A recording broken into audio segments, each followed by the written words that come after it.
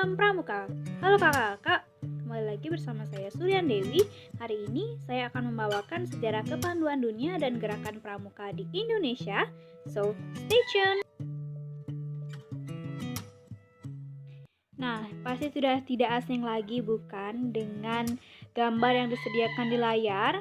Jadi, benar sekali, ini adalah Bapak Pandu Dunia yang bernama Robert Stephenson Smith Lord Baden-Powell of Jewel dengan nama kecil Stevie Stephenson, kemudian biasa dipanggil Baden-Powell atau BP. Beliau lahir di London, Inggris pada tanggal 22 Februari 1857 yang mempunyai istri dengan nama Olaf St. Clair Soames. Kemudian memiliki anak yang bernama Peter, Heather, dan Betty. Nah, beliau wafat di Nyeri, Kenya pada tahun 1941 pada tanggal 8 Januari. Itu dia profil dari Bapak Pandu Dunia. Pasti sudah penasaran bukan? Seperti apa sih sejarah kepanduan di dunia itu berawal hingga berkembang sampai saat ini? Yuk ikuti terus. Sejarah kepanduan dunia kita mulai dari adanya perkemahan Boys Brigade yang mengundang Baden-Powell di Pulau Brownsea atau Brownsea Island yang dilaksanakan pada tanggal 25 Juli 1907 yang dilaksanakan selama 8 hari. Nah, perkemahan ini ditujukan bagi para remaja ataupun pemuda pada saat itu untuk mengurangi dampak buruk dari pergaulan remaja pada saat itu. Nah, diharapkan dari perkemahan tersebut, remaja pada saat itu dapat memiliki akhlak yang mulia serta dapat terus berpikir maupun bertindak yang positif tentunya. Sejarah kepanduan dunia kemudian berlanjut dari tahun 1899 dengan dibuatnya buku Aids to Scouting yang berisikan bagaimana para tentara bisa hidup di alam. Kemudian, buku Aids to Scouting ini dijadikan adaptasi dari buku Scouting for Boys yang dibuat oleh Baden-Powell pada tahun 1908, tepatnya pada tanggal 15 Januari, di mana buku Scouting for Boys ini diedarkan secara besar-besaran sehingga menjadi sebuah masterpiece di seluruh dunia. Nah, buku Scouting for Boys ini berisikan prinsip-prinsip dasar kepramukaan. Nah, kita beranjak yuk. Pada tahun 1908, berdirilah sebuah organisasi kepanduan untuk laki-laki yang berusia penggalang yang dinamakan dengan Boy Scout. Pada saat itu, kepanduan dunia hanya dilakukan oleh laki-laki dalam organisasi Boy Scout ini. Nah, oleh karena hanya ada laki-laki pada saat itu, maka Agnes Baden-Powell yang merupakan adik dari Baden-Powell berinisiatif untuk membuat organisasi kepanduan putri yang bernama Girls Guide pada tahun 1912. Jika tadi pramuka pada usia penggalang ditandai dengan organisasi Boy Scout itu berdiri pada tahun 1908, maka pada tahun 1916 berdiri pandu usia siaga yang disebut dengan Cub atau anak serigala dengan buku panduannya yaitu The Jungle Book, karya ataupun karangan dari Rudyard Kipling.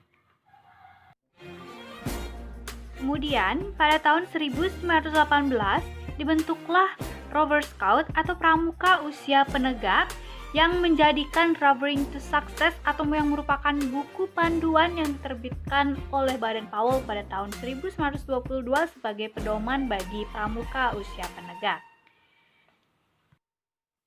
Pada akhirnya, pada tanggal 30 Juli sampai dengan 8 Agustus 1920, diselenggarakanlah Jambore Dunia yang pertama kali di Olympia Hall, London, yang dihadiri oleh 8.000 anggota pramuka yang berasal dari 34 negara. Nah, bertepatan juga dengan Jambore pertama dunia ini, maka Robert Baden-Powell diberikan gelar sebagai Bapak Pandu Dunia. Nah, itu dia tadi sejarah dari kepanduan dunia. Apakah kira-kira gerakan pramuka di Indonesia dimulai pada tanggal yang sama? Mari kita simak. Sebelum kita telusuri lebih jauh mengenai sejarah gerakan pramuka di Indonesia, mari kita ketahui terlebih dahulu siapa sih Bapak Pramuka di Indonesia.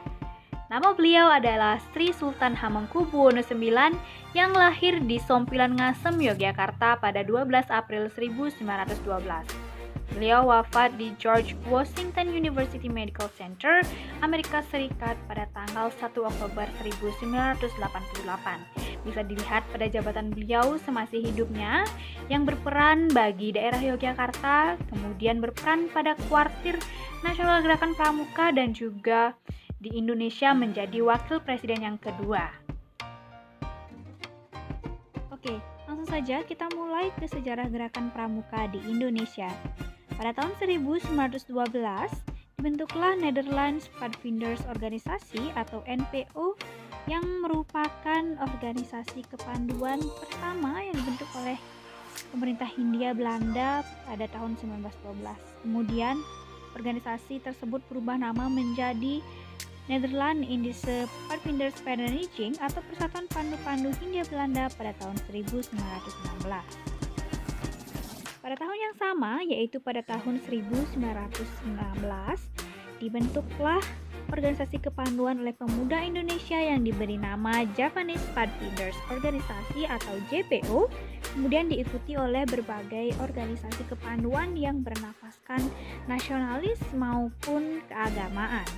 Oleh karena banyaknya organisasi kepanduan yang ada di Indonesia, maka pada tanggal 23 Mei 1928 dibentuklah PAPI atau Persaudaraan Antar Pandu Indonesia.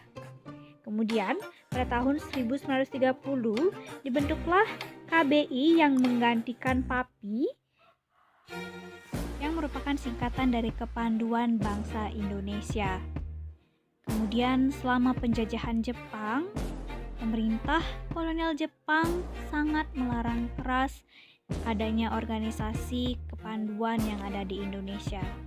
Namun, akhirnya tokoh-tokoh nasionalis tidak menyerah dan kembali bangkit yang membentuk Panitia Persatuan Kepanduan Indonesia setelah dilaksanakannya proklamasi kemerdekaan, kemudian melaksanakan Kongres Kesatuan Kepanduan Indonesia pada 27 sampai dengan 29 Desember 1945. Secara garis besar, kepanduan di Indonesia itu berada di bawah 3 naungan organisasi utama. Yang pertama ada IPindo atau Ikatan Pandu Indonesia, kemudian ada Popindo, Persatuan Pandu Putri Indonesia, dan PKPI atau Perserikatan Kepanduan Putri Indonesia. Lantas, pada tahun 1961, gerakan pramuka itu terlahir. Hal ini dikarenakan oleh banyaknya organisasi kepanduan di Indonesia sehingga gerakan pramuka di Indonesia itu dibentuk. Nah, tepat pada tanggal 14 Agustus 1961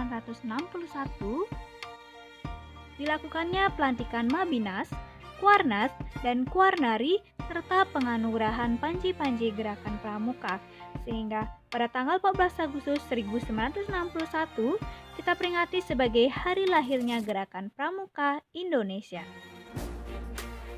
Itu dia tadi video mengenai penjelasan singkat mengenai sejarah kepanduan dunia dan gerakan pramuka di Indonesia. Semoga video ini dapat bermanfaat bagi berbagai pihak dan sampai jumpa di kesempatan berikutnya. Terima kasih dan salam pramuka.